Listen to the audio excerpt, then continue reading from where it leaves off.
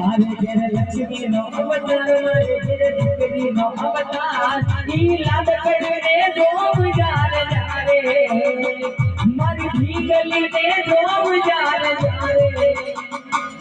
ત્યારે મને ખોડ દેખાય માતાજી મને ખોડ દેખાય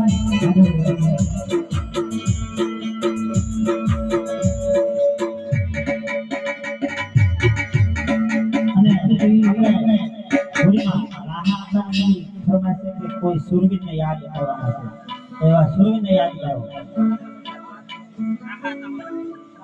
एवी सुनी रे डेली ने सुनाया